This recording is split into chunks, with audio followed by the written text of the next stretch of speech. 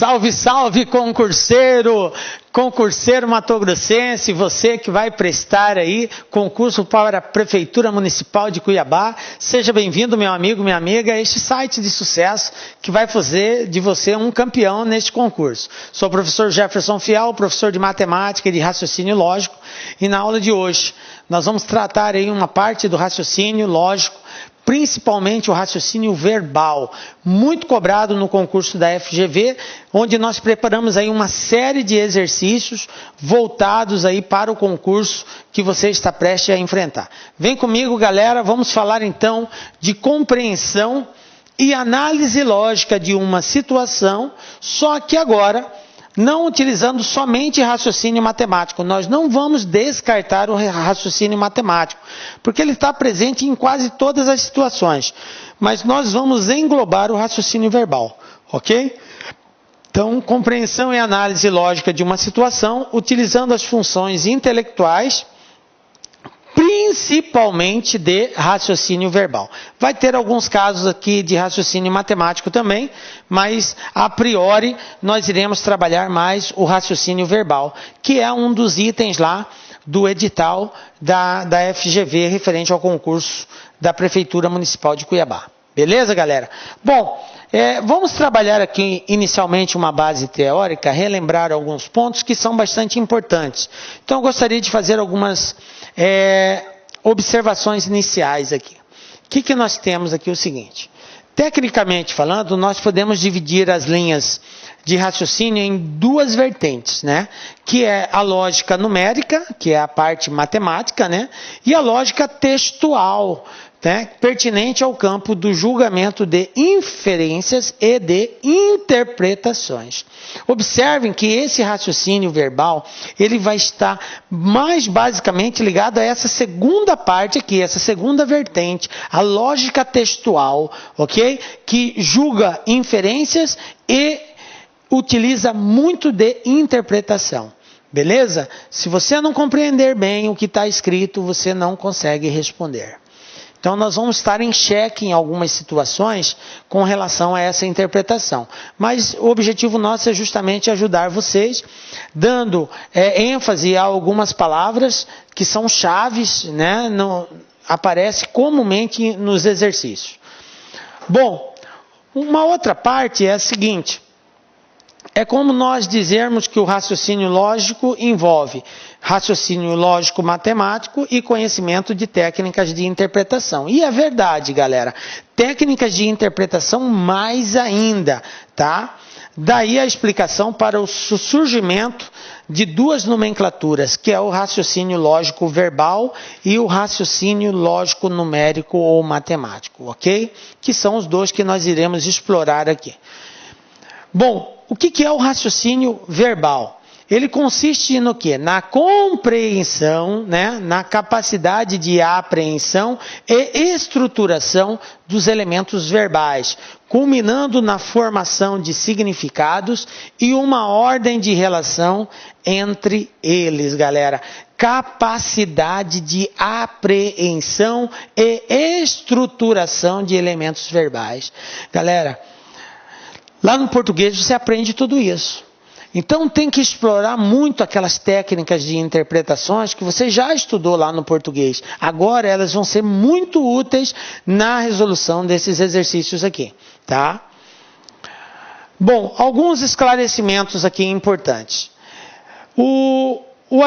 Em aspecto geral, né, o raciocínio verbal ele tem a ver com todo tipo de pensamento lógico baseado em diferentes argumentos que possam justificar determinada ideia. Então nós vamos basear em argumentos para justificar a ideia. É isso que o raciocínio verbal faz, tá? Baseia em argumentos para justificar uma ideia ou uma conclusão. Outra questão. Tecnicamente, a linha de raciocínio ela é dividida em duas, né, como a gente já disse, que é a textual e a de julgamento de inferências. E a prova, ela está vinculada ao campo das letras, tá? Por isso, a gente aqui enfatiza muito que vocês têm que preparar adequadamente, principalmente na questão interpretação textual. Tem que pegar aquelas técnicas trabalhadas lá no português e tem que ter elas assim muito, muito bem esclarecidas, senão você vai ter dificuldade de resolver. Quais são os procedimentos que nós temos que tomar? Bom, em testes de raciocínio verbal, geralmente a gente vai ter algum trecho com uma determinada informação. Nós vamos ter que avaliar esse conjunto de afirmativas e selecionar uma das possíveis respostas. Então, olha só o que vai acontecer. Nós vamos ter um trecho lá contendo algumas informações, nós vamos ter que analisar essas informações, essas afirmativas, julgá-las e selecionar as possíveis respostas. Isso aí é o procedimento da lógica. A lógica diz que você tem que fazer isso. Estão entendendo? Viu lá as informações, quais são as afirmativas, e aí a gente seleciona as possíveis respostas. Diante dessas respostas, nós podemos ter 3 situações. Nós vamos encontrar respostas verdadeiras, falsas ou respostas inconclusivas, que não dá para nós concluirmos se é verdadeiro ou falso.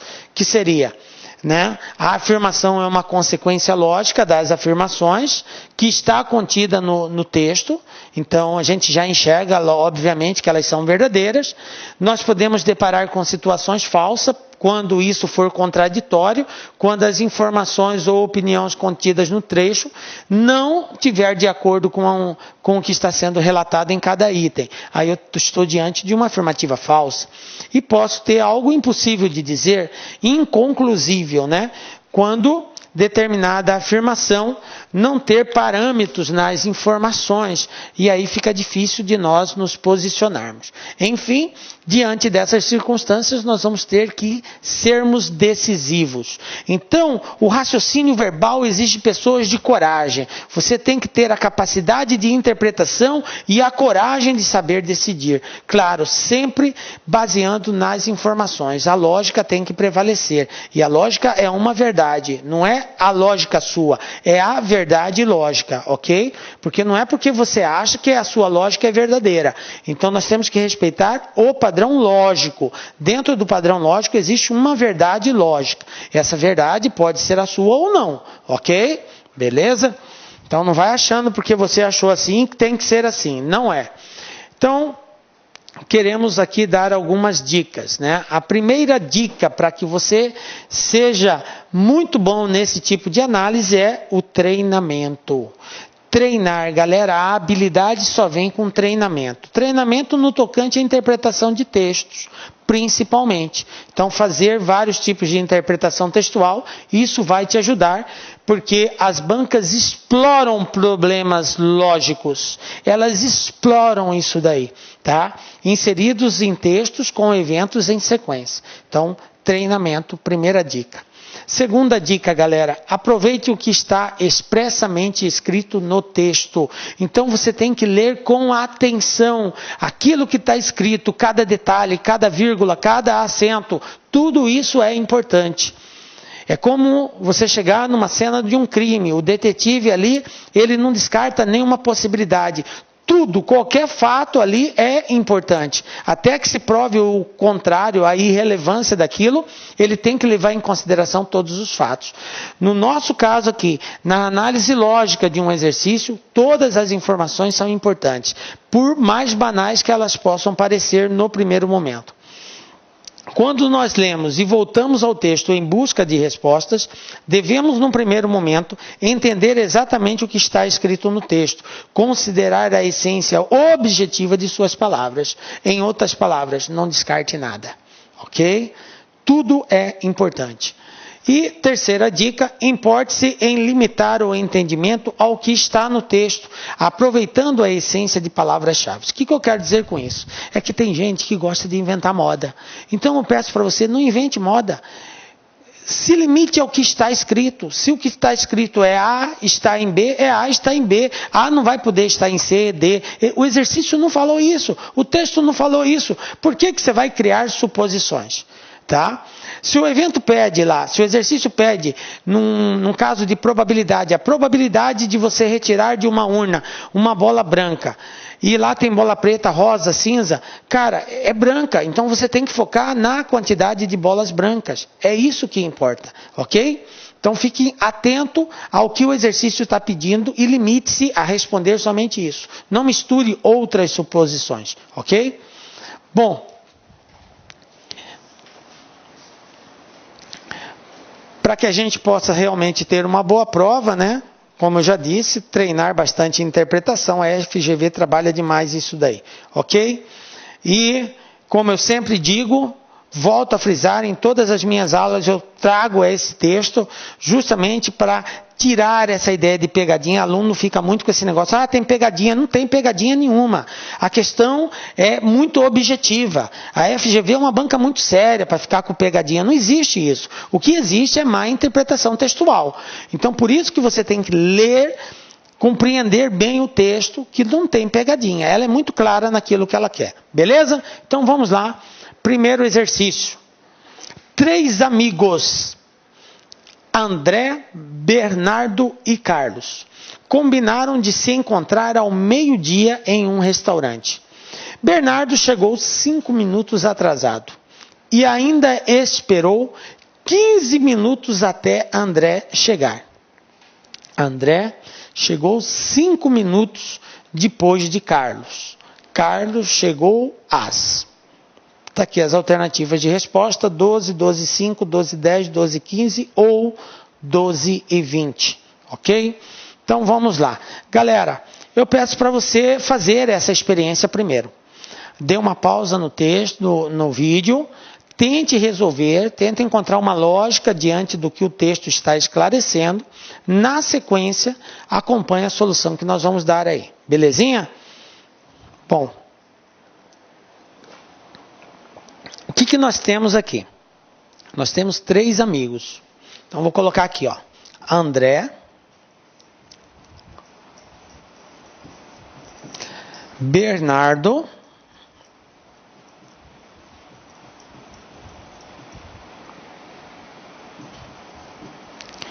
e Carlos. Beleza? Elenquei aqui os 3 amigos. O que o exercício falou?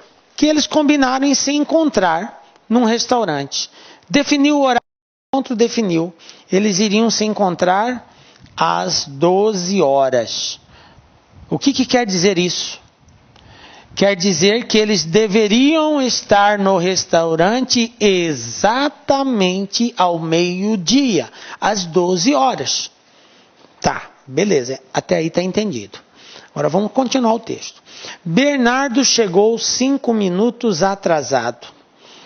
Se era para Bernardo chegar ao meio-dia e ele chegou 5 minutos atrasados, que horas que Bernardo chegou nesse restaurante?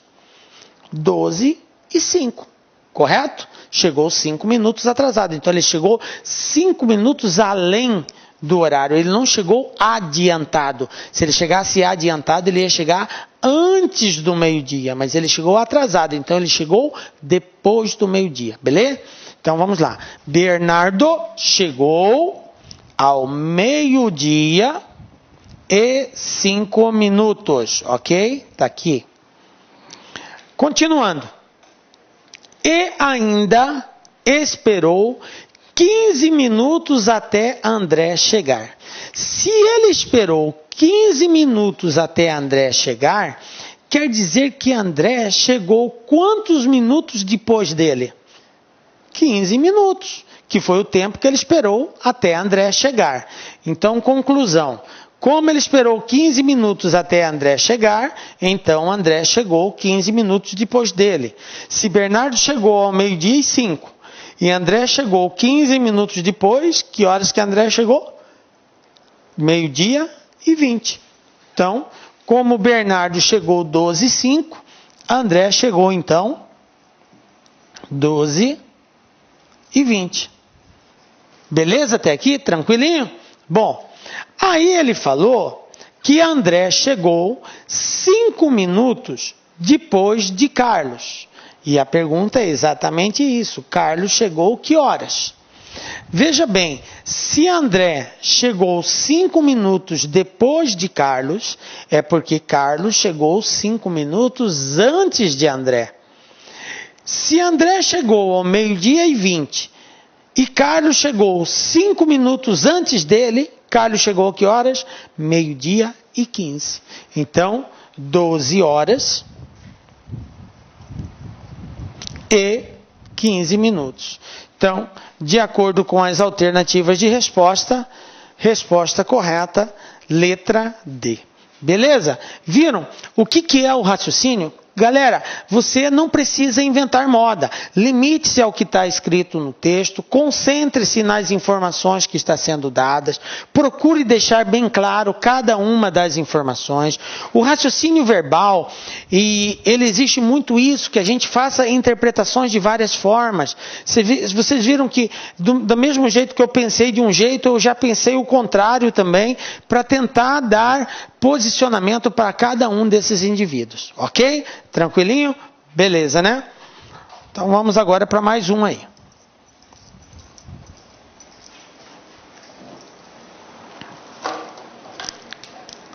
Exercício 2. O que nós temos aqui?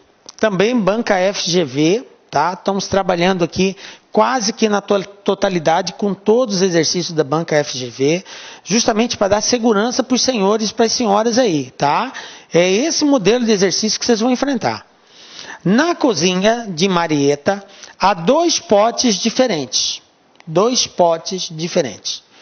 Quando vazios, um pesa 360 gramas e outro 520 gramas.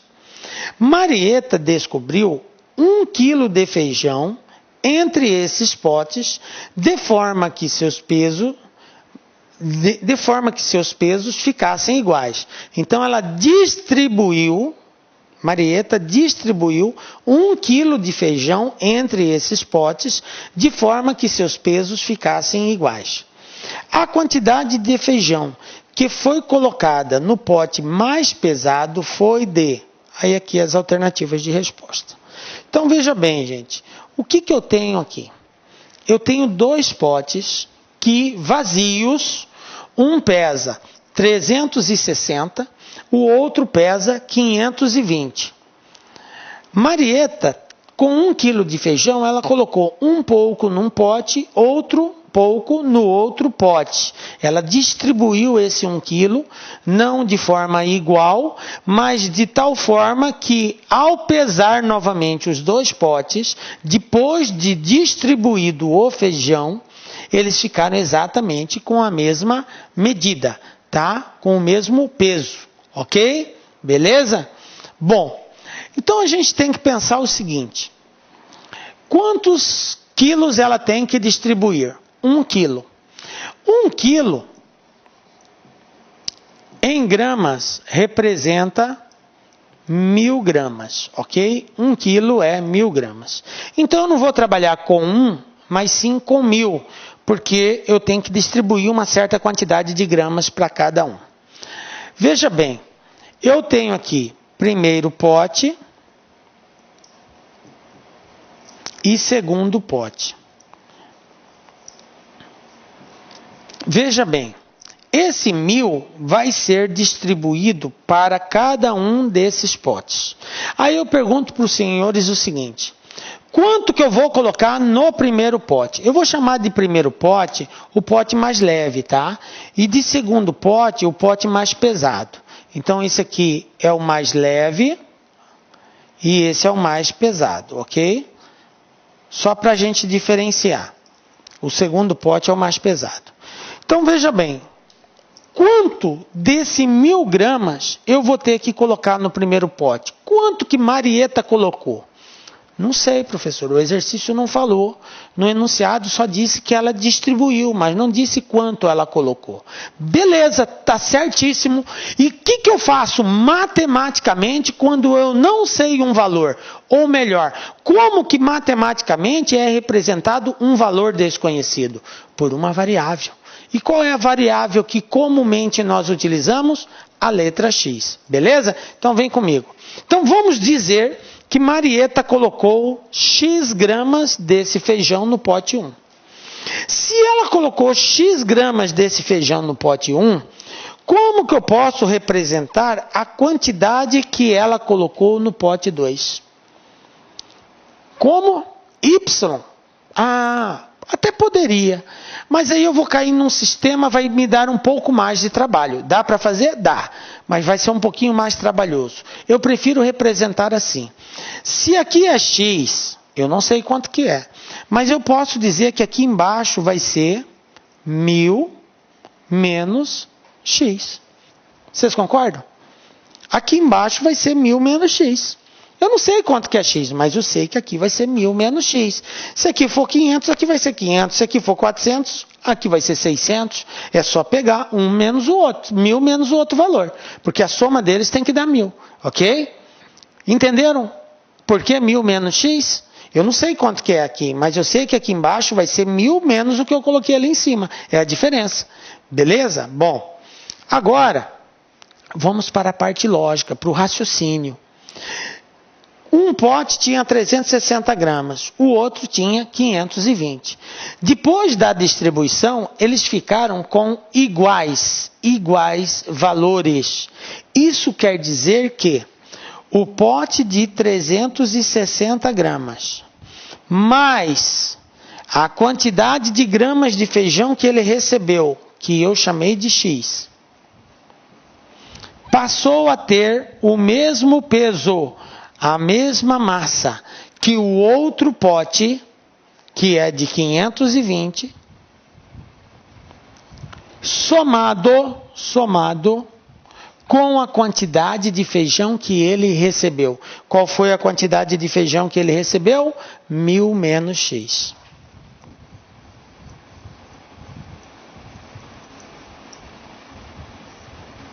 Isso aqui é a quantidade de feijão que o segundo pote recebeu. Ok?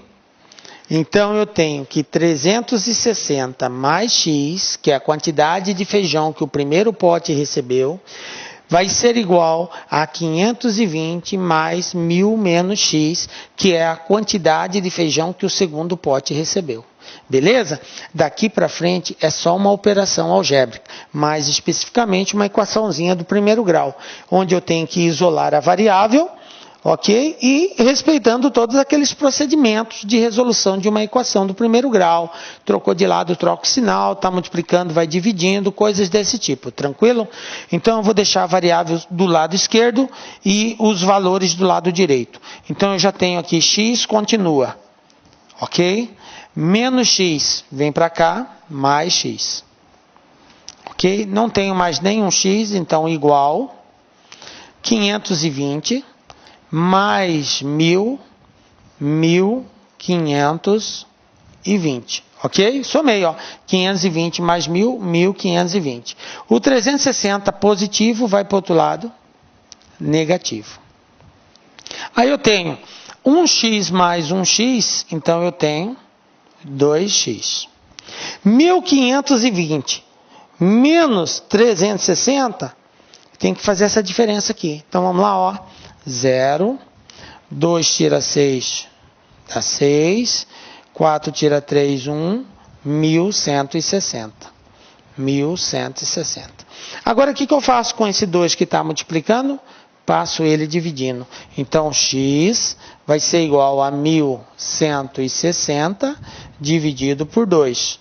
Conclusão, x vai ser igual a 580. Veja bem, qual é a pergunta? A quantidade de feijão que foi colocada no pote mais pesado. Ele não quer no pote mais leve, ele quer no pote mais pesado. Quem que eu encontrei aqui? X. E X eu disse que era o quê? A quantidade de feijão colocada no pote mais leve. Então, no pote mais leve, 580. Se a pergunta fosse a quantidade de feijão colocada no pote mais leve, era 580.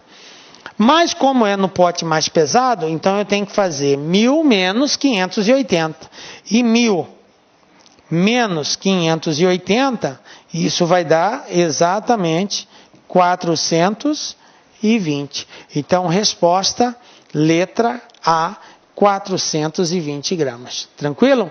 Beleza? Entenderam o raciocínio aí? Observe, nós fizemos com bastante tranquilidade, com bastante calma, para dar a oportunidade de vocês compreenderem um contexto. Belezinha? Então a gente usa desses atributos, dessas relações e chega na resposta aí. Tranquilinho? Beleza, né, galera? Então tá aí, resposta 420.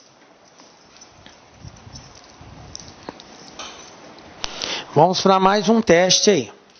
Exercício 3, banca FGV. Galera, Lúcio, Mauro, Pedro e Roberto possuem alturas diferentes e pesos diferentes. E uma fila foi organizada do mais baixo para o mais alto. Sabe-se que Roberto é mais pesado que Lúcio. Lúcio está imediatamente à frente de Mauro, que é o mais leve de todos. O mais alto não é o mais pesado.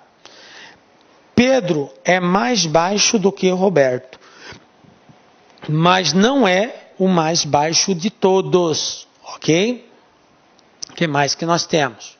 É correto concluir que Pedro é o primeiro da fila, o primeiro da fila é mais pesado que Pedro, Roberto é mais leve que Lúcio, Lúcio está imediatamente atrás de Mauro, o mais pesado está no terceiro lugar da fila.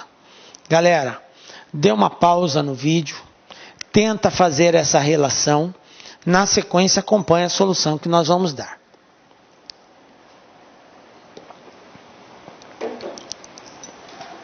Bom, então vamos lá.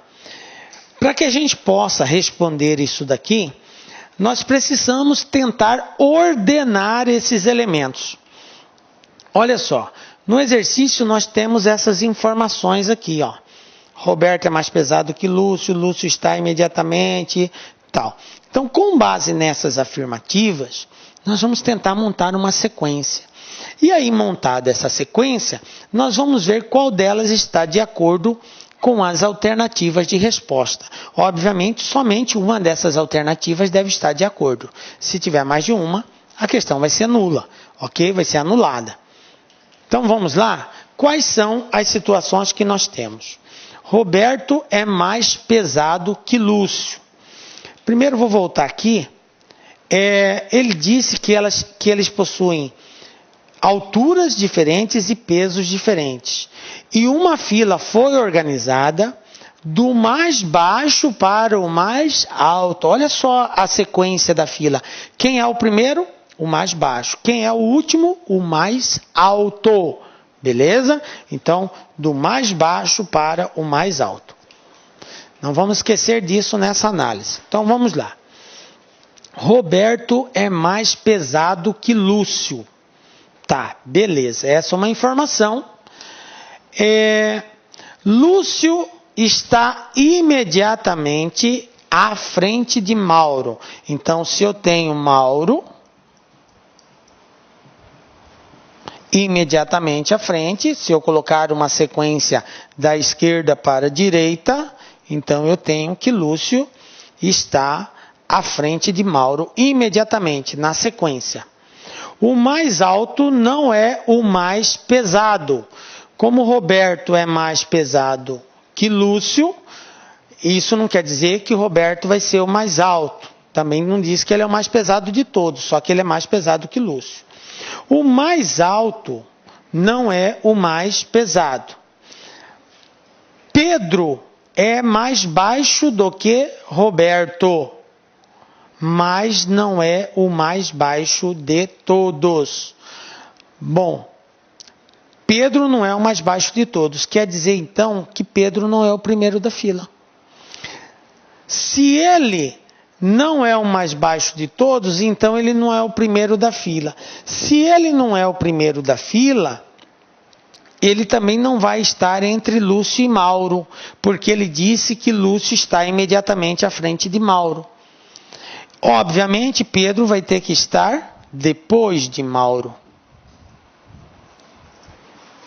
Entenderam aí? Olha só. Pedro é mais baixo do que Roberto, mas não é o mais baixo de todos. Então, descartou a possibilidade dele ser o primeiro, porque para ser o mais baixo de todos, ele seria o primeiro, que vai do mais baixo para o mais alto. Não é o mais baixo de todos. Ele só disse que é mais baixo do que Roberto, ok? Se ele é mais baixo do que Roberto, Roberto é mais alto que ele. Então, Roberto vai estar depois de Pedro. Ok? Roberto vai estar depois de Pedro. Então eu não posso colocar o Pedro e o Roberto do lado esquerdo, porque ele disse que o Pedro não é o mais baixo de todos. Como Lúcio está imediatamente à frente de Mauro, ok? Então Lúcio é o primeiro da fila. Mauro é o segundo, Pedro é o terceiro, Roberto é o quarto, ok? O mais alto não é o mais pesado. Bom, mas aqui a informação era mais importante com relação à altura, porque eu tinha que colocá-los nessa sequência. O exercício pediu para nós montarmos assim, né? Então, as alternativas são as seguintes. Pedro é o primeiro da fila? Não, Pedro não é o primeiro da fila. Pedro está lá atrás. O primeiro da fila é mais pesado que Pedro. Vamos ver se tem alguma coisa que justifique isso. O primeiro da fila é mais pesado que Pedro. Com relação a Pedro, o que eu sei? Eu sei que o mais alto não é o mais pesado. Então, Roberto é o mais alto, ele não é o mais pesado. Disse que Lúcio está imediatamente à frente de Mauro, que é o mais leve de todos. Mauro é o mais leve de todos. Beleza. Roberto é mais pesado que Lúcio. Roberto é mais pesado que Lúcio. Então eu tenho relação Roberto mais pesado que Lúcio. Mauro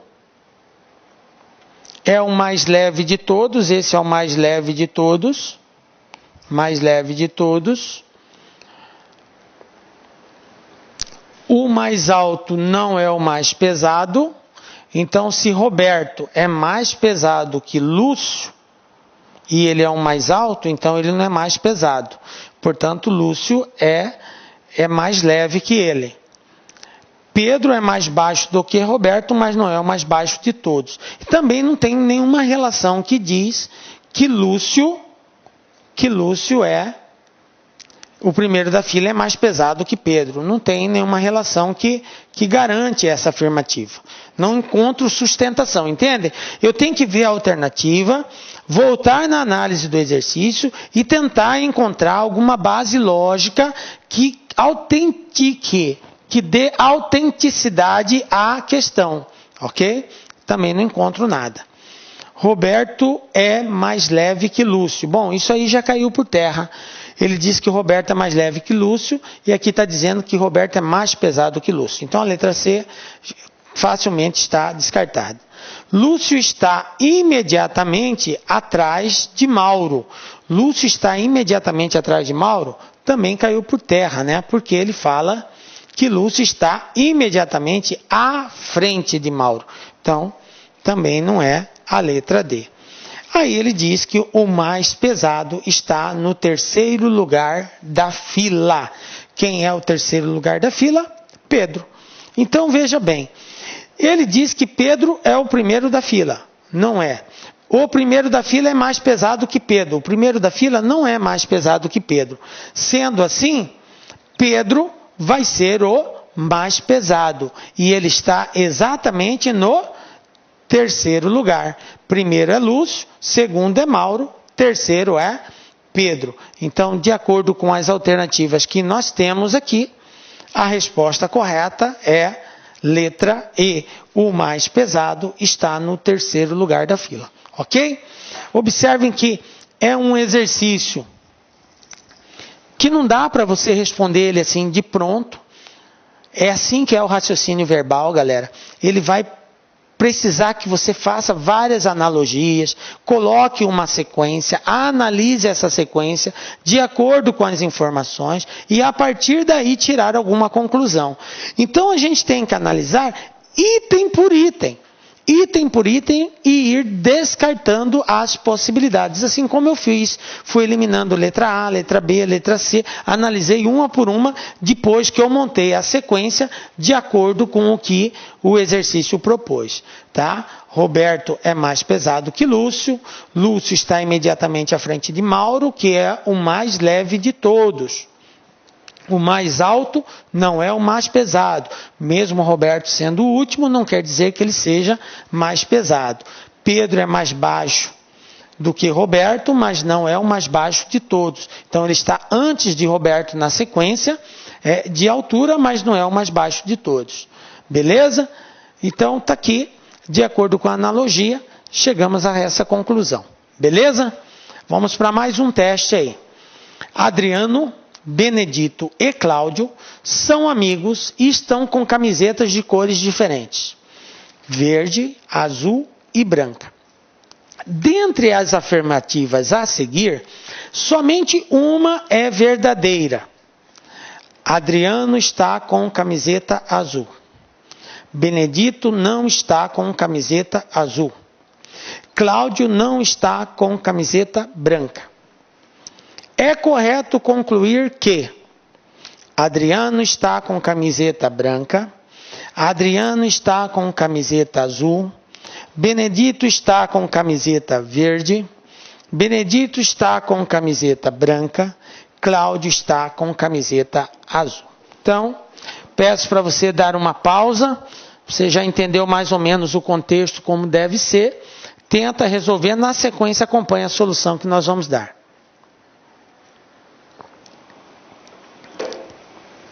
Vamos lá então, galera. Olha só. O que nós temos aqui? O exercício falou que somente uma dessas afirmativas é verdadeira. Somente uma. Professor, como que eu resolvo esse formato de exercício?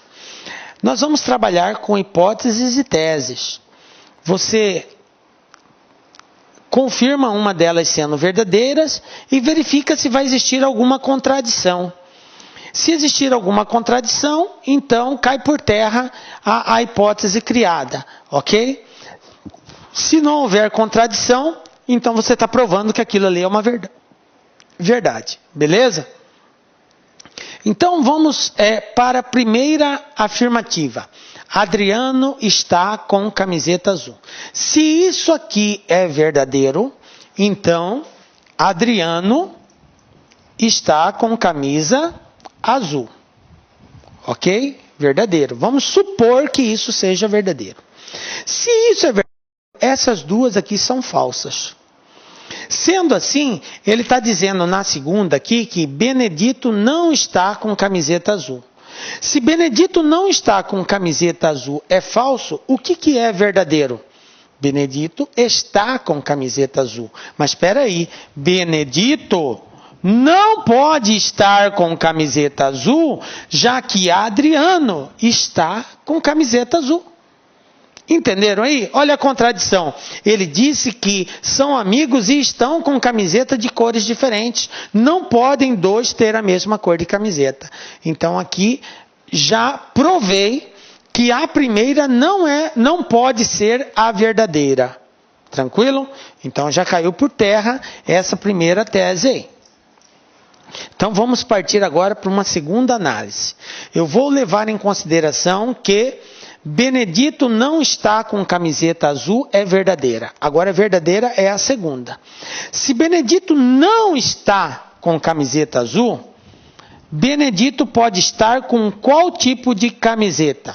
Ou com a camiseta verde, ou com a camiseta branca. Beleza? Uma das duas, ou verde ou branca. Ele não está com a camiseta azul, é verdadeiro. Beleza. Se ele não está com a camiseta azul, é verdadeiro. Adriano está com a camiseta azul, é falso. Adriano está com a camiseta azul, é falso. Isso quer dizer que Adriano só pode estar com a camiseta verde ou com a camiseta branca, porque está com a camiseta azul é falso. Ok? Então ele não está com a camiseta azul. Beleza. Cláudio não está com camiseta branca. Cláudio não está com camiseta branca. É falso. Isso quer dizer que Cláudio está com a camiseta branca é verdadeiro. Ah, beleza. Então Cláudio está com a camiseta branca é verdadeiro. Tranquilo. Cheguei à conclusão nisso daqui. Porém, olha o problema que me criou. Cada um dos 3 amigos tem que estar com uma camiseta de cor diferente. Observe que Benedito ou está de verde ou está de branco. Adriano ou está de verde ou está de branco. Mas branco nenhum deles pode estar mais. Por quê? Porque já descobri que Cláudio está de branco. Então não branco, não branco. Sobrou quem? Verde e verde. Pode Benedito e Adriano estar com verde ao mesmo tempo? Não pode, eles não podem ter camiseta diferente. Então, esta segunda afirmativa não pode ser verdadeira. Também caiu por terra. Beleza? Então, vou descartar essa hipótese aí. Bom, se a primeira não é verdadeira, a segunda não é verdadeira, só me restou a terceira opção. Cláudio não está com camiseta branca. Se isso aqui é verdadeiro, Cláudio ou vai estar com a camiseta azul ou vai estar com a camiseta verde. Ele não está com a branca. Então o que resta para Cláudio? Ou azul ou verde. Beleza. Sendo assim, as 2 primeiras são falsas. Se as 2 primeiras são falsas, o que diz aqui? Benedito não está com a camiseta azul. Se Benedito não está com a camiseta azul é falso, então o que é verdadeiro? Benedito está com a camiseta azul. Então qual é a cor da camiseta do Benedito? Azul. Ok? Está definido. Aí, o que acontece com o Adriano? Adriano está com camiseta azul. Só que isso aqui é falso. Se Adriano está com camiseta azul é falso, o que é verdadeiro? Adriano não está com camiseta azul. Se Adriano não está com camiseta azul, o que sobra para Adriano? Ou verde ou branca. Mas veja bem, Carlos pode ser azul ou verde. Porém, Benedito já é azul. Então, Carlos não pode ser azul. O que sobrou para Carlos? Verde. Adriano tem que ser verde ou branca. Mas como Carlos, nós já descobrimos que é verde, então Adriano não pode ser verde. Adriano tem que ser branca. Portanto, Carlos verde, Benedito branca, azul e Adriano branca. Agora, de acordo com as alternativas, é só a gente verificar aqui. Letra E. Cláudio está com camiseta azul. Falsa. Risco fora. Benedito está com camiseta branca. Falsa. Benedito está com camiseta verde. Falsa. Adriano está com camiseta azul. Falsa. Adriano está com camiseta branca. Verdadeiro. Então, resposta correta, letra A. Adriano está com camiseta branca. Belezinha? Tranquilo? Viram que nós não inventamos moda, nós fizemos aquilo que o exercício propõe. Tem alguns exercícios de raciocínio verbal que é muito fácil de interpretar. Tem alguns outros que é um tanto confuso, como aquele anterior, que exigia um pouquinho mais de habilidade para a gente poder tentar chegar na alternativa correta.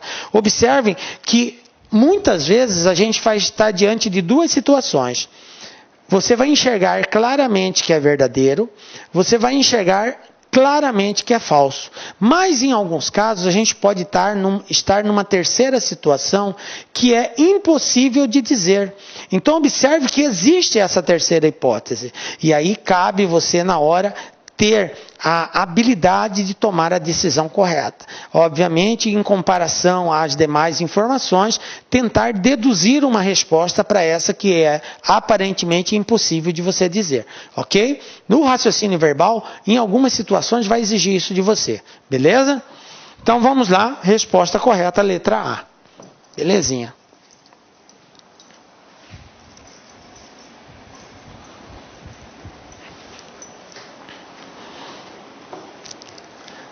Tranquilo, né? Vamos para mais um teste aqui. Exercício número 5. Banca FGV, galera, olha só. Em certa fazenda do Cerrado, a região é plana.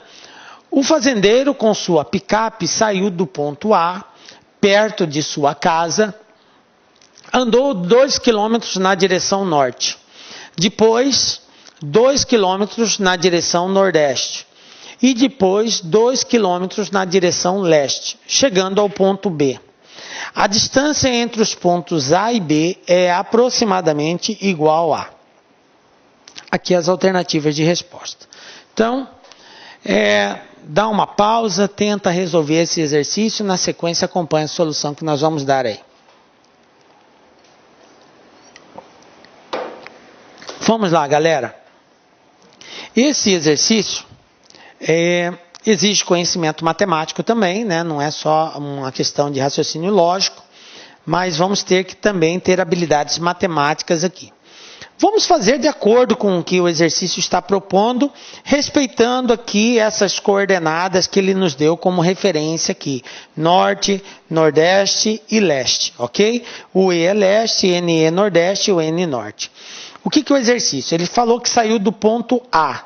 Então, vou colocar aqui, ó, desenhar bem aqui o ponto A, ó. Este aqui é o ponto A.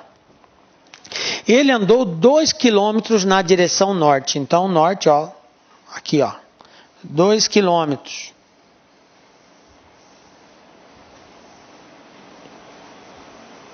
Beleza?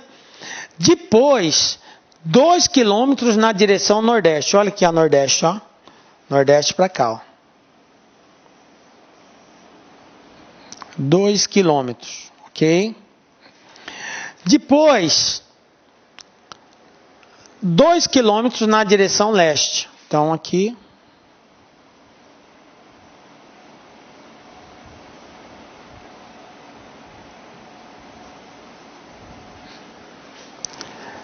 Chegando ao ponto B. Aqui é o ponto B. E a pergunta é... A distância entre os pontos A e B, essa distância aqui, ó. Isso aqui que o exercício quer saber. Ok? Beleza? Ele andou aqui 2 quilômetros. Aí aqui andou mais 2. Aí aqui andou mais 2 e chegou no ponto B. Bom, para nós encontrarmos a distância entre o ponto A e B, requer aqui uma certa habilidade geométrica. Qual é essa habilidade? A visão de que esta figura que foi montada trata-se de uma figura plana chamada de trapézio. Só que da forma como ela está desenhada aqui está um tanto confusa, ok? Eu vou redesenhá-la aqui da seguinte forma. Eu tenho aqui embaixo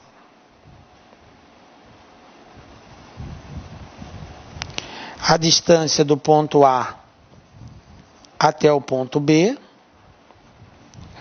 E eu vou redesenhá-la assim, ó.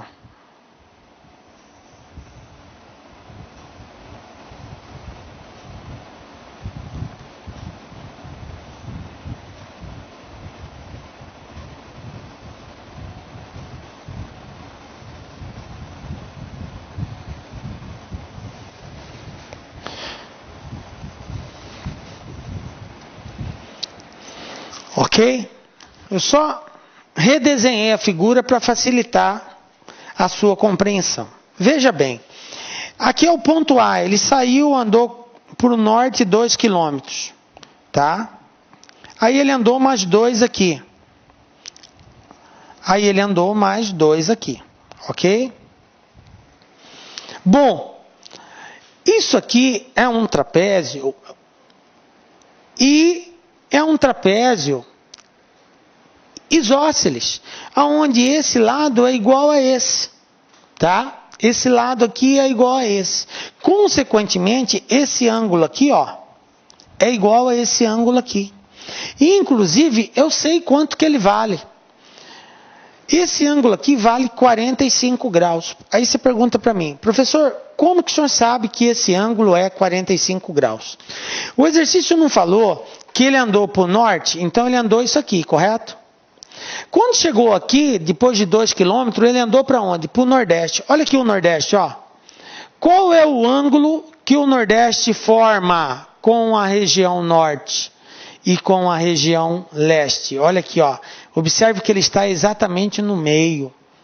Então ele vai formar um ângulo aqui de 45 graus. Aqui, ó, 45 graus. Aqui, 45 graus. Porque ele andou 2 quilômetros para a região nordeste, depois ele virou e foi para a região leste.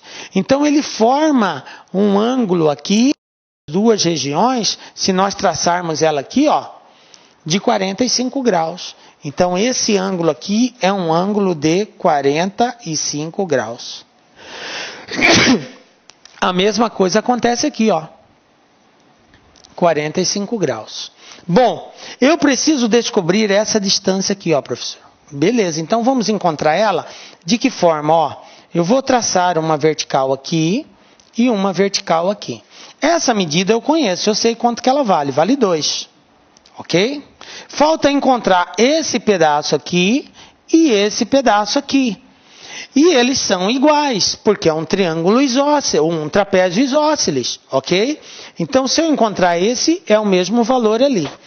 Como que eu faço para descobrir uma medida quando eu tenho o seguinte triângulo, ó? Eu tenho esse triângulo aqui, ó. Esse triângulo é um triângulo retângulo. Eu sei que esse ângulo é de 45 graus, eu sei que essa medida é 2 e eu quero descobrir aqui, que é exatamente esse pedacinho aqui, ó, x. E aqui também vale x. Se eu souber esse, eu sei esse. Aí é só somar todos eles. Então, para descobrir esse pedaço, eu vou usar de razão trigonométrica. No triângulo retângulo, nós podemos usar seno, cosseno ou tangente. Então, como que eu sei que isso aqui é um triângulo retângulo? Porque isso aqui forma um ângulo de 90 graus. Eu posso aplicar as razões trigonométricas. Esse lado aqui é adjacente ao ângulo. E esse lado aqui, que eu conheço, é a hipotenusa. Se eu quero saber o lado adjacente e conheço a hipotenusa, a razão trigonométrica que eu devo usar é o cosseno. Então, eu tenho que cosseno de 45 é igual ao lado adjacente dividido pela hipotenusa.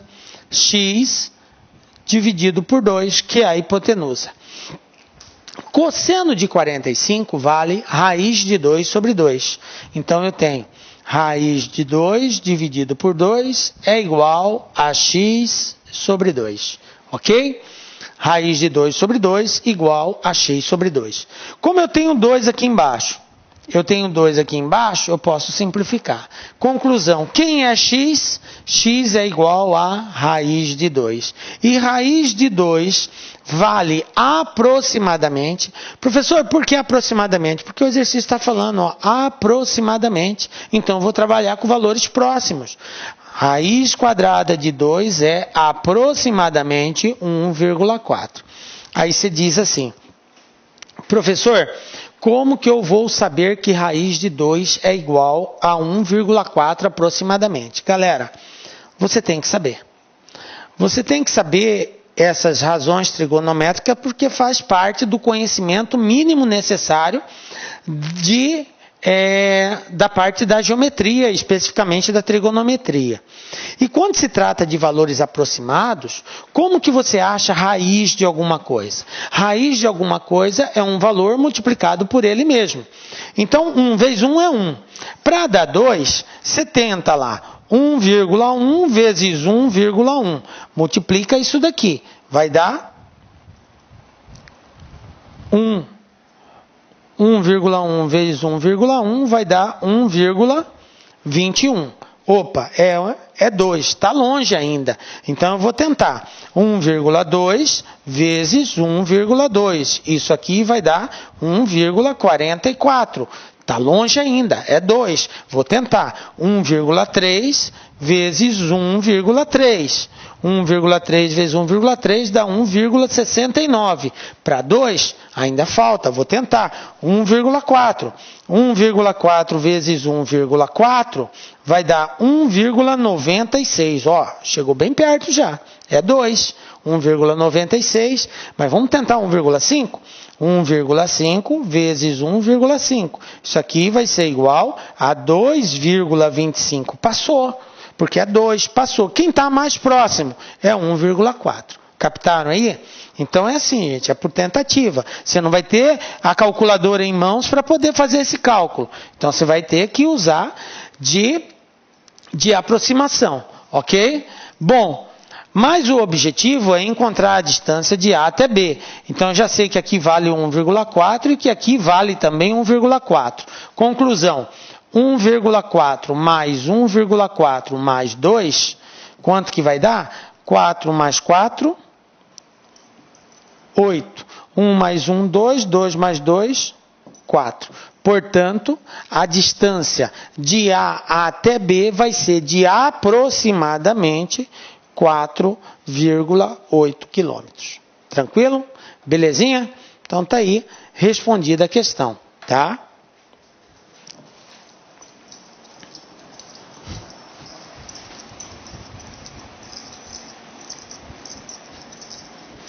Às vezes acontece da banca dar esses valores aproximados. E às vezes ela coloca alguma observação lá, considere raiz de 2 igual a 1,4. Aí beleza, facilita um pouco. Mas assim, não é muito comum não. Muitas bancas acham que você tem a obrigação de saber, de ter esse conhecimento mínimo. Enfim, a saída é essa que eu te dei. Se você quer encontrar a raiz quadrada de um valor qualquer, tá? Você vai ter que procurar um valor que multiplicado por ele mesmo seja igual ao cara que está aqui dentro. E aí, se você não sabe aplicar a regra de resolução de uma equação, de uma raiz, você vai ter que fazer por tentativa mesmo, ir multiplicando e tal. Agora, se você conhece as regras de extração de raiz, aí você aplica a regra de extração de raiz, ok? E aí resolve, beleza? Tranquilo, né? Vamos lá para mais um teste, exercício 6. Para estimar a diferença A menos B entre as áreas de 2 salões da Assembleia Legislativa, o encarregado de uma reforma arredondou o valor de A de uma pequena quantidade para cima e arredondou o valor B da mesma quantidade para baixo. Fazendo a diferença entre os resultados obtidos, a estimativa feita pelo encarregado da reforma é necessariamente menor que A menos B, maior que A menos B, igual a menos B, igual a B menos A, menor que B menos A. Bom, para nós darmos essa resposta, nós vamos ter que simular essa situação, calcular a área, e só então nós vermos qual é a conclusão que a gente pode adotar aí. Observem o seguinte.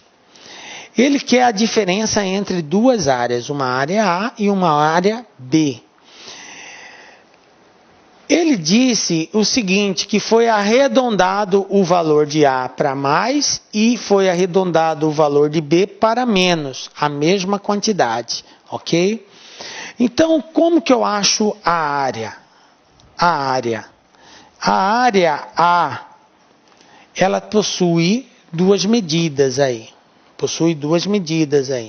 A medida de A, ela aumentou o valor de A de uma pequena quantidade para cima e arredondou o B da mesma quantidade para baixo.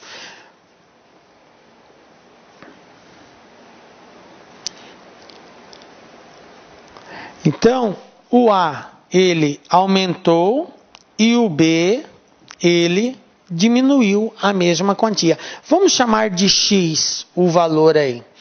Então, o que acontece, galera? Se eu arredondei essa área para cima e arredondei essa área para baixo, o que vai acontecer com a diferença entre eles. A diferença entre eles vai aumentar ou vai diminuir? Para que você compreenda bem essa situação, vamos simular alguns valores. Vamos supor que A seja igual a 5,6, a área de A, e que a área de B seja igual a 3,6. O que o exercício fez? Ele falou que aumentou A, um determinado valor, arredondou para mais, e depois o mesmo valor diminuiu em B. Vamos supor que ele fez aqui, vou colocar aqui 5 e 5 para facilitar, ó. Vamos supor que seja 5,5 e 3,5. A área de um é 5,5, a área do outro é 3,5. Qual é a diferença de A menos B? Vai ser 5,5 menos 3,5. Conclusão, a diferença é 2. Beleza? Agora, se eu arredondar isso aqui para mais e diminuir o mesmo valor em B, vamos supor que eu arredonde aqui meio centímetro. Então, A era 5,5, passou a ser 6. B era 3,5, passou a ser 3. O que acontece agora com a diferença de A menos B? A diferença de A menos B foi para 3. O que aconteceu? Ela aumentou em relação à anterior. Antes eu tinha um valor, com esse arredondamento eu passei a ter uma diferença maior. E é óbvio que eu vou ter uma diferença maior, porque eu estou aumentando uma e diminuindo a outra. Se eu aumento uma e diminuo a outra, eu estou aumentando a diferença entre eles. Ok? Portanto, essa atitude, essa estimativa do encarregado necessariamente vai ter o quê? Um valor menor que A menos B. Com esse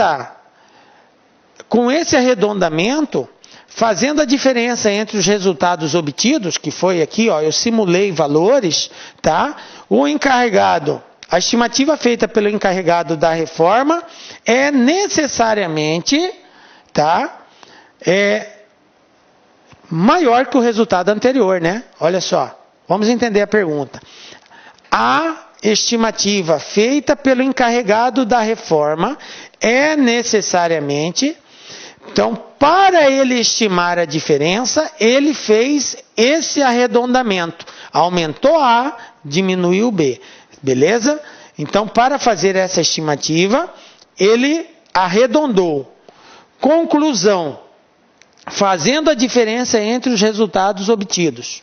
Eu obtive esse resultado com o arredondamento, quando na verdade era para ser esse, ok?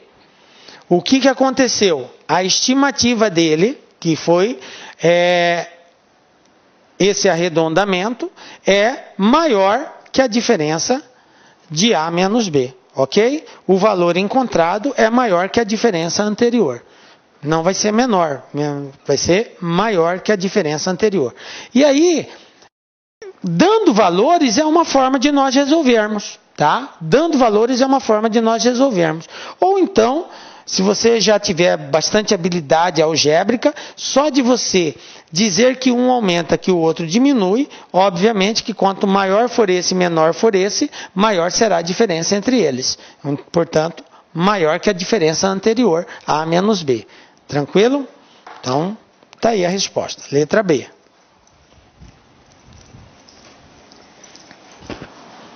Beleza? Vamos para mais uma aqui, ó. FGV 2013, galera, ó. O pai de Pedro, preocupado com o tempo que o filho passa diariamente conectado à internet, registrou durante 4 dias os tempos em que o filho ficou conectado. Os tempos estão na tabela a seguir. O tempo médio que Pedro ficou conectado à internet nesses 4 dias foi de...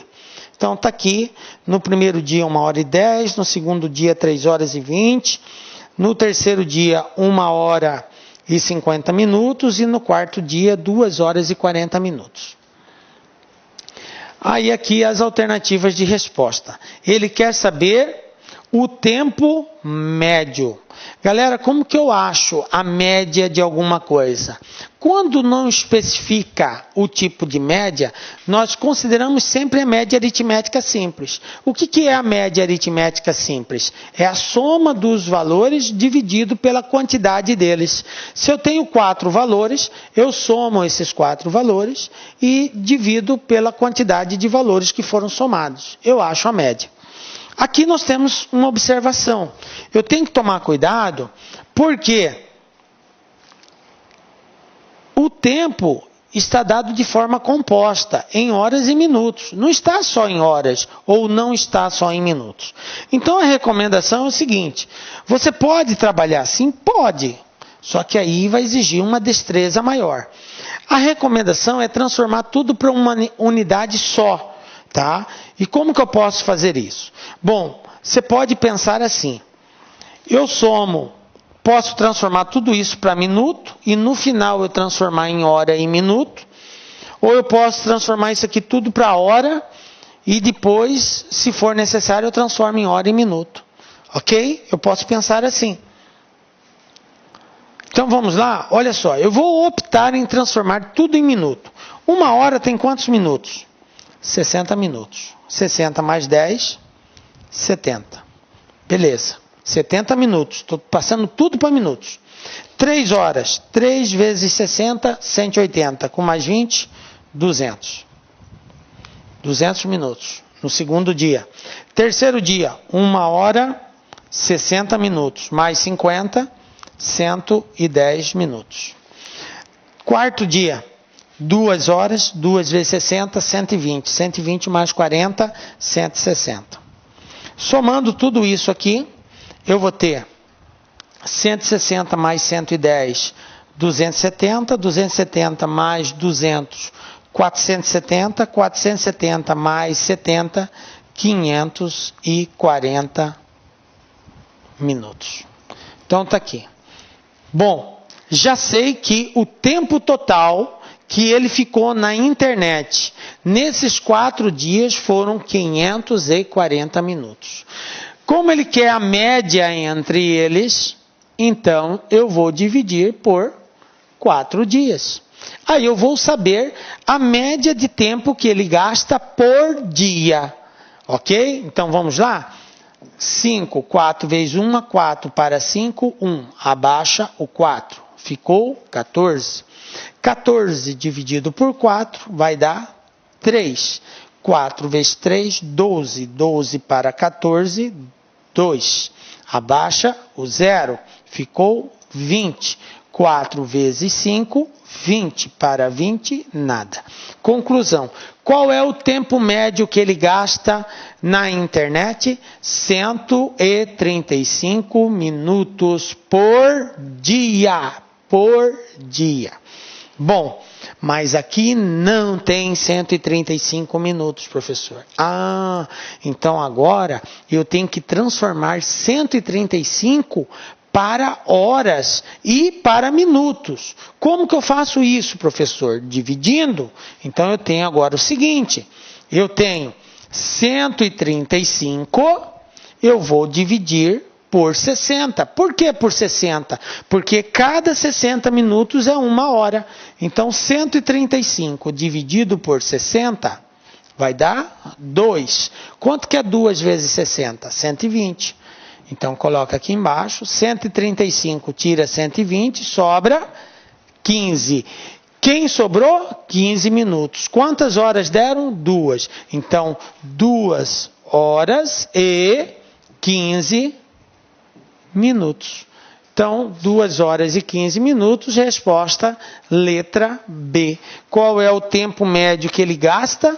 2 horas e 15 minutos. Viram aí? Eu transformei tudo para uma unidade só, dividi pela quantidade de dias para achar a média por dia. Como a resposta estava em minutos e as alternativas estão em hora em minutos, então eu tive que transformar novamente, dividir por 60. O que der no quociente é o total de horas. O que sobrar é o total de minutos que sobrou. Então, 2 horas e 15 minutos. Resposta letra B. Belezinha? Tranquilo aí, né, galera?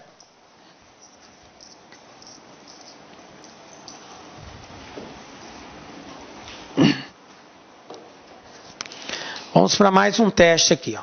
Banca FGV. Então eu tenho aqui, na família de Márcia, para cada 2 homens há 3 mulheres. E na família de Mauro, para cada 3 homens há 5 mulheres. A família de Márcia tem 25% a mais de pessoas do que a família de Mauro. No Natal do ano passado, as 2 famílias se reuniram integralmente para a ceia do dia 24 de dezembro. Nesse dia, a razão entre as quantidades de homens e de mulheres foi de... Está aqui as alternativas de resposta. Galera, esse é um exercício relativamente difícil. Exige uma habilidade matemática muito apurada, mas é um exercício da banca FGV. Então nós não podemos também ignorar e trabalhar só com aqueles exercícios mais simples, mais fáceis de serem resolvidos, para você ficar com a ilusão que sabe, tá? A LAC se preocupa muito com isso. Por isso que existem alguns momentos que a gente até demora um pouco na resolução, porque nós tentamos encontrar uma forma mais simplificada de passar para vocês como resolver. Mas como se trata de um exercício muito complexo, é bem provável que alguns de vocês talvez não entendam nem a resolução que nós vamos fazer aqui, dada tamanha complexidade do exercício. Mas enfim, vamos nos esforçar ao máximo para tentar sermos o mais claro possível para que você consiga entender esse exercício. Ok? Então, vamos lá para ele. As alternativas que nós temos aqui são essas, tá?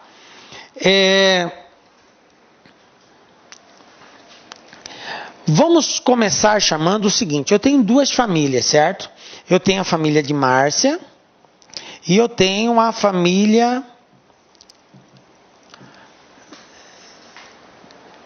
de Mauro, ok? Veja bem, na família de Márcia, eu vou dizer que o total de familiares, o total de pessoas que existe na família de Márcia é X. Eu não sei quantas tem. Então tem X pessoas. O total de pessoas na família de Mauro é Y, ok? Y pessoas, então X pessoas é a quantidade de pessoas da família de Márcia. Y é a quantidade de membros da família de Mauro. O exercício falou que a família de Márcia tem 25% a mais de pessoas do que a família de Mauro. Então ele já estabeleceu uma relação entre X e Y. Se essa família tem 25% a mais que essa, como que eu posso representar isso? Que X é igual a 25% a mais que esse valor aqui. E 25% pode ser representado como sendo...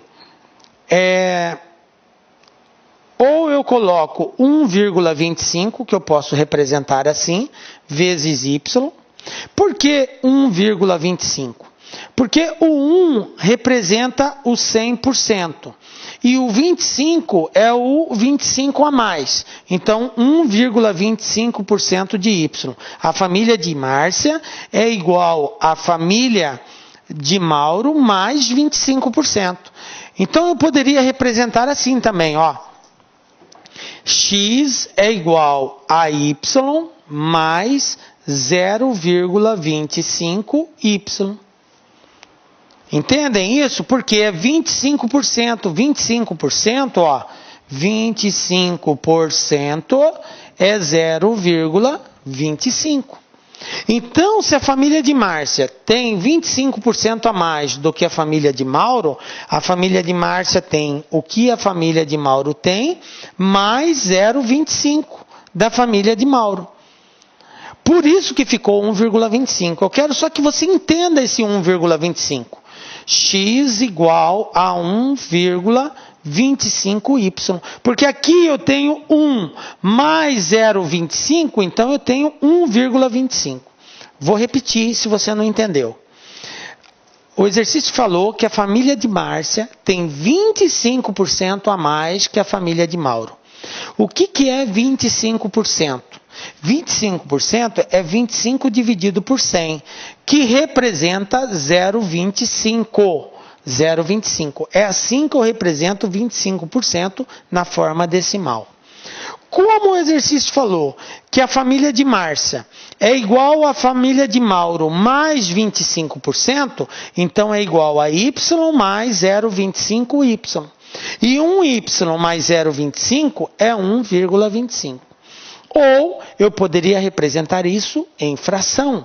1,25 eu também poderia dizer assim, que x é igual a 5 sobre 4y. Eu poderia representar assim também. Por que 5 sobre 4, professor? Porque 5 dividido por 4 é igual a 1,25.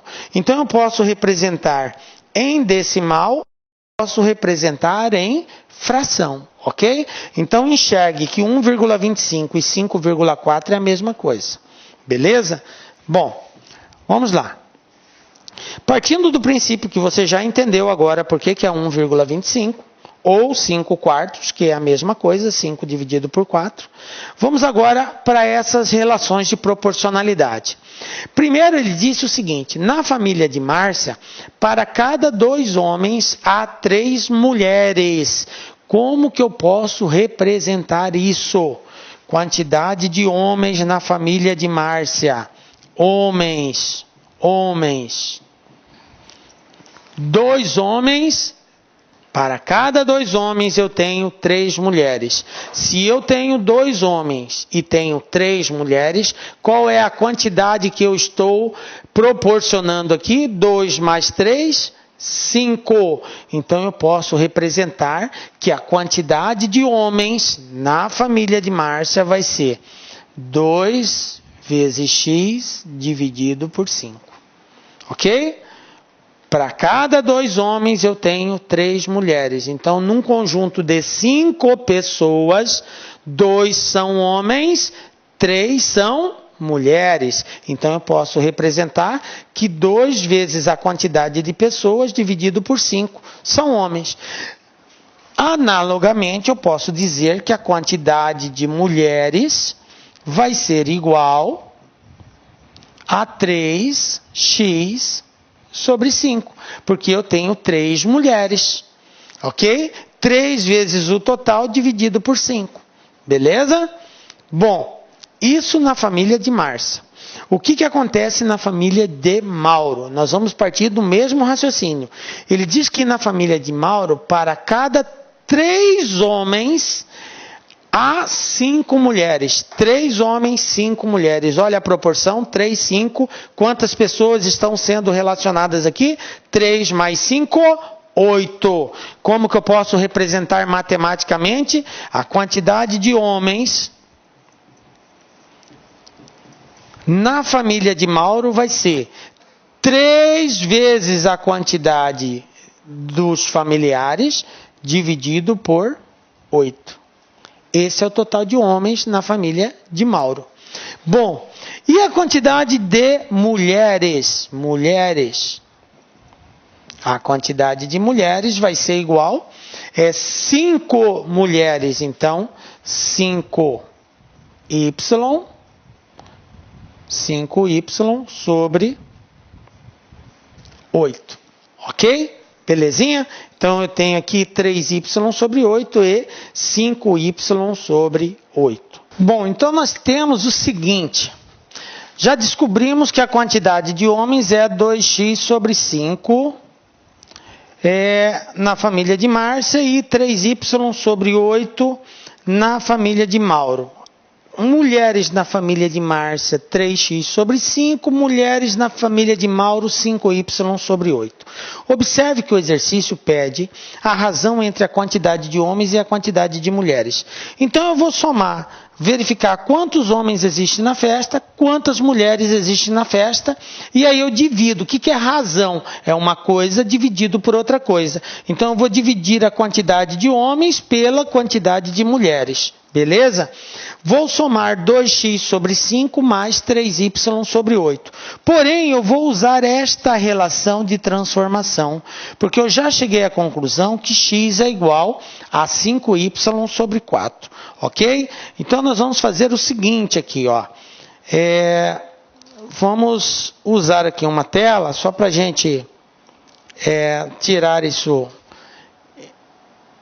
essa situação. Vou pegar uma tela em branco aqui para facilitar para nós resolvermos isso. Como que eu faço esta conta aqui? 2x sobre 5 mais 3y sobre 8. Galera, quem é x? 5y sobre 4. Então, no lugar do x, eu vou colocar 5y sobre 4. Vai ficar assim, ó. 2 vezes 5y sobre 4, tá? Sobre 5 aqui. Porque é 2/5 vezes x. Aí eu simplifico, ó. 5 com 5, 2 com 4 vai ficar 2. Mais 3y sobre 8. Conclusão, aqui vai sobrar y sobre 2 mais 3y sobre 8. Para fazer essa soma, isso aqui é igual. Tira o mínimo de 8 e 2, é 8. 8 dividido por 2 é 4. 4 vezes y, 4y. Mais 8 dividido por 8 é 1. 1 vezes 3, 3. Conclusão, 4 mais 3, 7y sobre 8. Isso aqui é o total de homens da festa. Beleza? 7y sobre 8. Ó. Eu, no lugar do x, que era 2 vezes x sobre 5, eu coloquei 5y sobre 4. Simplifiquei aqui, 5 com 5, 4 com 2, ficou y sobre 2 mais 3y sobre 8. Para fazer essa soma, eu tenho que tirar o mínimo. O mínimo é 8. 8 dividido por 2 é 4. 4 vezes y, 4y. 8 dividido por 8 é 1. 1 vezes 3 é 3. 4 mais 3, 7. Beleza.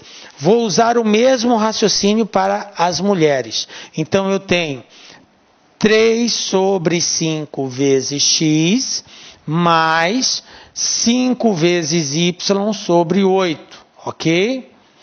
No lugar do x, eu vou colocar 5y sobre 4. Então, vai ficar assim, ó. 3 sobre 5 vezes 5y sobre 4. Agora, eu simplifico o 5 em cima, o 5 embaixo. Mais 5y sobre 8. Quem que sobrou aqui? Sobrou 3y sobre 4 mais 5y sobre 8. Para fazer isso daqui, essa soma, eu tenho que tirar o mínimo. Então, vamos lá, ó. O mínimo entre 4 e 8 é 8. 8 dividido por 4 dá 2. 2 vezes 3, 6. 6y. 8 dividido por 8 é 1. 1 vezes 5 é 5. E quanto que é 6 mais 5? É 11. 11y sobre 8. Está aqui a quantidade de mulheres presentes na festa. Observe que tanto a resposta dos homens quanto a resposta das mulheres está em função de y. Mas até aí tudo bem. A pergunta é a seguinte: qual a razão entre o número de homens e o número de mulheres? O número de homens é 7y sobre 8. O número de mulheres é 11y sobre 8. Razão é 1 dividido pelo outro. Então, eu tenho 7y. Vou fazer aqui, vou apagar aqui para ficar mais claro para vocês observarem. A razão vai ser igual ao número de homens dividido pelo número de mulheres, ok? Número de homens, 7y sobre 8. Dividido, número de mulheres, 11y sobre 8. Divisão de fração, como que eu faço? conservo a primeira, passo multiplicando, inverto a segunda. Então, a razão vai ser igual a 7y sobre 8, que é a primeira, passo multiplicando e inverto a segunda. 8 sobre 11y. Agora eu corto semelhante, ó, 8 embaixo, 8 em cima, y embaixo. Quem que sobrou? 7 sobre 11. Então, qual é a razão entre homens e mulheres? 7 homens para 11 mulheres. 7 sobre 11. Esse é o total, ok?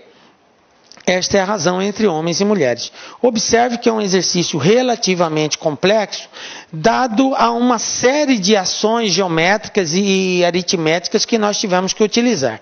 Eu chamei a família de Márcia de X, a família de Mauro de Y, estabeleci a relação entre eles, como uma tem 25% a mais que a outra, cheguei à conclusão que uma é igual a 1,25, que é a mesma coisa que 5 sobre 4. Depois de representada a quantidade de homens e de mulheres de cada uma, eu fiz a soma, substituindo x por 5y sobre 4. Fazendo essa substituição, eu encontrei que a quantidade de homens, quando juntou as duas famílias, passou a ser 7y sobre 8, e a quantidade de mulheres, 11y sobre 8. Como é a razão, é um dividido pelo outro, eu fiz a divisão, e na divisão de fração, conservo a primeira, passa multiplicando e inverte a segunda. Inverti, simplifiquei os termos semelhantes, e aí 7 sobre 11 é a resposta final. Beleza? Então tá aí, galera.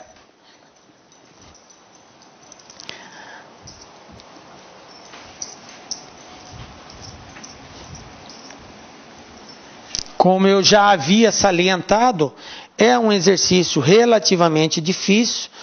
Se você não tiver muita habilidade aritmética, você acaba realmente não conseguindo resolver esse modelo de exercício. Enfim, tentamos ser mais claro possível aí para ajudar vocês na resolução deles. Então vamos lá, galera, para mais um exercício. Agora exercício número 8. Então nós temos aqui a seguinte situação. Beatriz, Dalva, Fernanda, Laura e Sônia possuem idades diferentes. São verdadeiras as seguintes afirmações. Beatriz é a mais nova que Dalva e mais velha que Laura.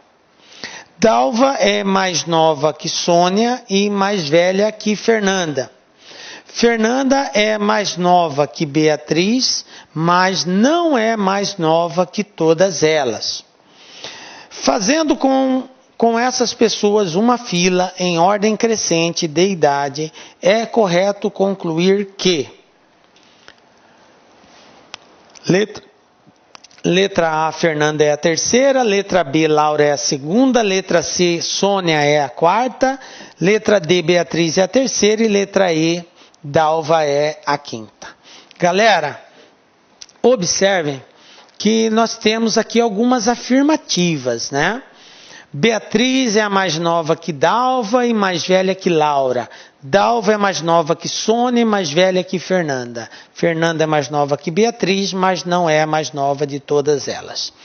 Vamos agora tentar montá-las em fila, porque ele disse que é fila em ordem crescente. O que quer dizer isso?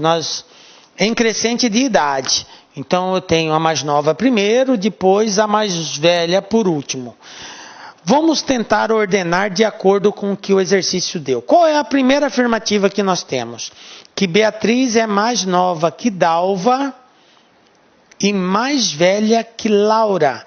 Se Beatriz é mais nova que Dalva, Beatriz vem antes de Dalva. Se Beatriz é mais velha que Laura, Beatriz vem depois de Laura. Ok? Quer dizer que Laura é mais nova que ela. Então eu tenho já de cara que Beatriz vem antes de Dalva. Beatriz é mais nova que Dalva. E mais velha que Laura. Então, Laura vem antes de Beatriz. Conclusão, Laura é mais nova que Beatriz, que por sua vez é mais nova que Dalva também. Eu já sei que Laura é mais nova que Beatriz e que Dalva. Tá? Porque Beatriz é mais velha que Laura. e Beatriz é mais nova que Dalva, então Laura é mais nova que Dalva também. Beleza. Dalva é mais nova que Sônia, então Dalva vem antes de Sônia. Sônia vai estar aqui depois de Dalva. E mais velha que Fernanda. Se ela é mais velha que Fernanda, Fernanda tem que vir antes dela. Bom, mas a Fernanda pode estar aqui, então por enquanto deixa quieto.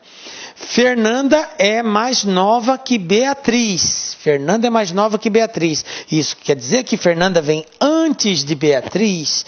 Pode ser aqui ou pode ser aqui. Mas aí o que o exercício falou? Ela é mais nova que Beatriz, mas não é mais nova de todas elas. Isso quer dizer que obrigatoriamente Fernanda vai ser mais velha que Laura. Então eu tenho Laura, Fernanda, Beatriz, Dalva e Sônia. Esta é a ordem estabelecida. Beleza. Agora que eu fiz a análise, vamos analisar as afirmações. O que eu tenho aqui? Fernanda é a terceira? Falso. Fernanda é a segunda. Laura é a segunda? Não. Laura é a primeira. Sônia é a quarta? Sônia é a quarta? Não. Sônia é a última. Não. Beatriz é a terceira? 1, 2, 3. Opa, aqui ó. Beatriz é a terceira.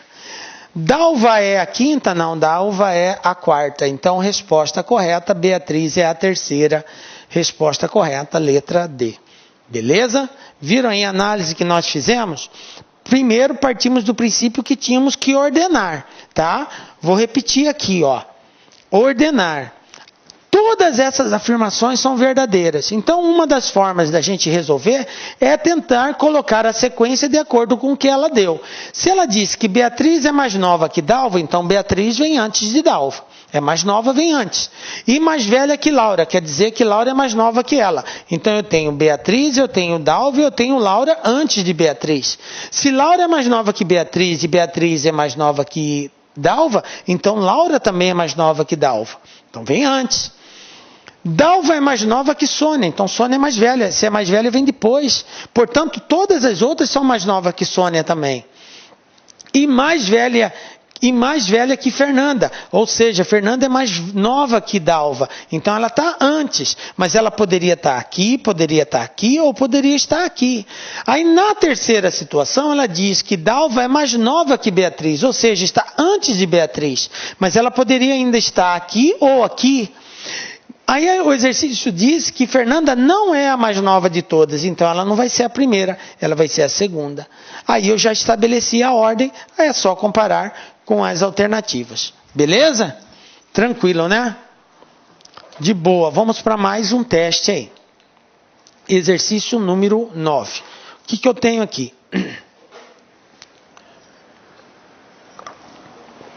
Em uma prateleira do armário da cozinha, há 3 latas, uma ao lado da outra. Uma lata é azul, outra é verde e outra é vermelha e contém coisas diferentes. Uma contém café, outra contém açúcar e outra contém farinha. Sabe-se que a lata vermelha está à direita da lata que contém farinha. A lata que contém açúcar não é verde e não está ao lado da lata verde. Café e açúcar estão em latas vizinhas. Beleza. Continuando. Assim é correto concluir que aí as alternativas aqui, a lata verde está à direita da lata vermelha, a lata azul contém açúcar, a lata que contém café é verde, a lata vermelha está à esquerda da lata que contém farinha e a farinha está na lata azul. Ok? Bom, vamos tentar fazer essa ordenação de acordo com as afirmativas. Mas eu peço que você tente fazer esse exercício sozinho. Dá uma pausa no vídeo, tenta resolver, na sequência acompanha aí a solução que nós vamos dar. Olha só, galera. Vamos voltar aqui nas informações que foram dadas. Sabe-se que a lata vermelha está à direita da lata que contém farinha. Então o exercício falou que tem 3 tipos de lata. Uma lata azul, uma lata verde e uma vermelha. E que nessas latas contém café, açúcar ou farinha. Não sabemos ainda em qual delas. De acordo com a distribuição, eu vou ter o seguinte.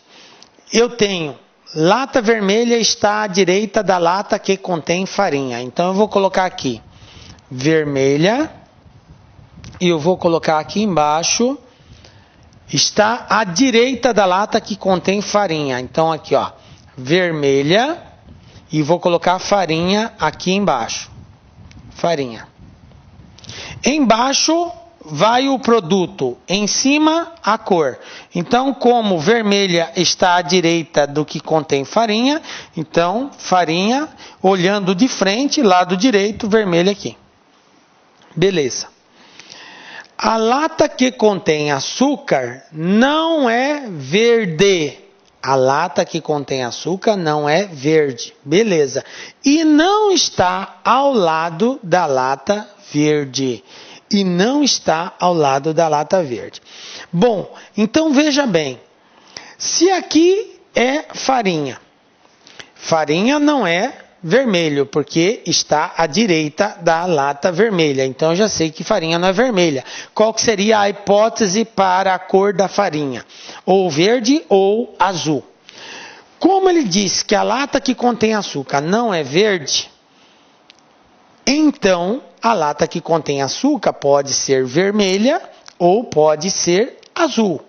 Mas ele disse que não está ao lado da lata verde. Quer dizer que a açúcar não está do lado da lata verde. O que eu concluo com isso? Que açúcar não pode estar no meio das três latas. Por quê?